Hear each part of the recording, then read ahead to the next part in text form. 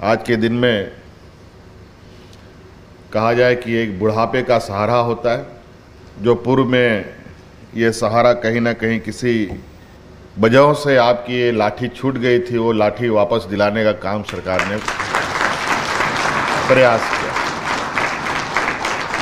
आजकल तो जहाँ देखने के लिए मिलता है, आजकल का जो वक्त है, मुझे लगता है कि बाल बच्चों से ज़्यादा भरोसा आपको अपने पेंशन पर ही करना पड़ेगा। और आप लोगों की पुरानी पेंशन की मांग कहीं ना कहीं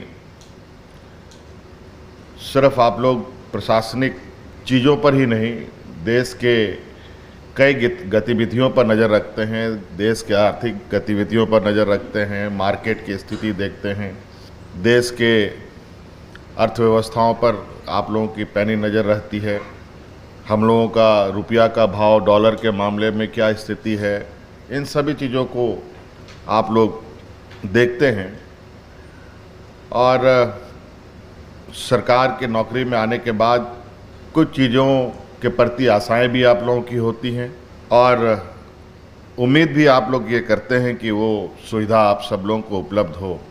मैं 2019 से पहले भी कुछ समय के लिए राज्य का नेतृत्व करने का मुझे मौका मिला था और उस समय से ही मेरी ये सोच रही है कि प्रशासनिक व्यवस्था बेहतर ढंग से कार्य करे, प्रशासनिक संरचनाएं मजबूत रहे और कहीं ना कहीं राज्य को आगे चलाने के लिए पदाधिकारियों की आवश्यकता के बगैर ये राज्य को आगे बढ़ाने की परिकल्पना बिल्कुल ही गलत सोच होगा। और हम लोगों ने ये महसूस किया कि राज्य के में कई विभागों में, कई संवर्ग में मात्र 5%, 10%, 15% लोग काम कर रहे हैं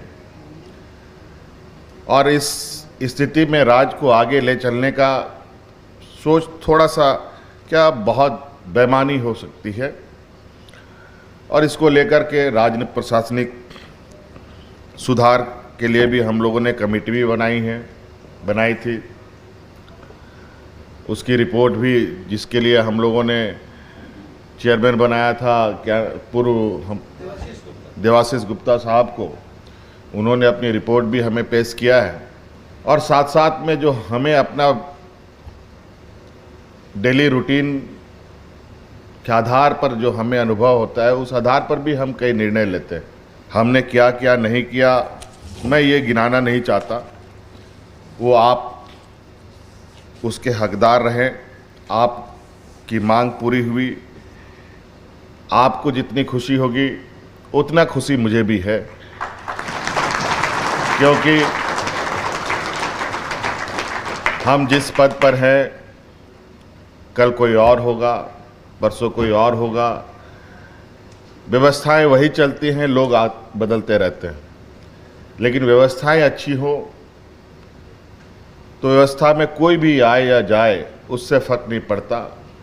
कुछ चीज़ें हैं जो अनवरत चलती हैं, जिसे ना कभी रोका जा सकता है ना कभी रुक सकता है। इसलिए हमारा ये प्रयास है कि आप सब लोग निर्भीक होकर अपना काम करें। अक्सर हाँ कई शिकायतें हमें सुनने को मिलता है कि कई फाइलें, कई ज़रूरत की चीज़ें विभागों में चक्करें काटती रहती है। इन सब चीज़ों से बचने का आप लोग प्रयास करें, क्योंकि सिर्फ समय काटना ही हमारी जिम्मेवारी नहीं है। इसलिए इस बार तो हम लोगों ने नौजवानों को नियुक्ति के वक्त शपथ पत्र के रूप में, शपथ ग्रहण के रूप में भी एक हम लोगों ने नई परिपाटी शुरू किया है, ताकि एक शपथ के साथ हम बैठें कि जो जिम्मेवारी मिली है उस जिम्मेवारी को हम बखूबी से निभा पाएं। और आज मैं हर पदाधिकारी को, चाहे वो राज्य प्रशासनिक पदाधिकारी हो, चाहे हमारे IAS IPS पदाधिकारी हों, इन सभी को मैं किसी के ऊपर ऐसी कोई बंदिशें नहीं डालना चाहता जिससे उसे काम में बाधाएं उत्पन्न हो। बिल्कुल जो सही है उस काम को कभी भी रोकने का प्रयास नहीं होना चाहिए, और जो गलत है उस विषय पर भी अपनी बातों को उस पर अंकित करना चाहिए। और सब राज्य देखिए, कई राज्य हैं जो आज इतनी तेजी से आगे बढ़ रहे हैं। वहाँ के पदाधिकारियों की कार्यशैली, हमारे राज्य सरकार के पदाधिकारियों की कार्यशैली, मैं तो चाहता हूँ कि आप लोग भी समय समय पर अपने राज्य प्रशासनिक समूह जो संघ है, आप लोग एक कार्य योजना के तहत कार्यक्रम बनाएं, अलग अलग राज्यों में जा कर के आप लोग भी वहाँ के कार्य प्रणाली की सूक्ष्मता से जानकारी लें, और जो बेहतर है, जो अच्छी चीज़ें हैं, उसे हमें अडॉप्ट करने में कोई बुराई नहीं है, लेकिन गलत चीज़ अडॉप्ट करना वो गलत बात है। आज आपके वरीय पदाधिकारियों ने हमें कुछ आप लोगों के मांग के विषय में कहा है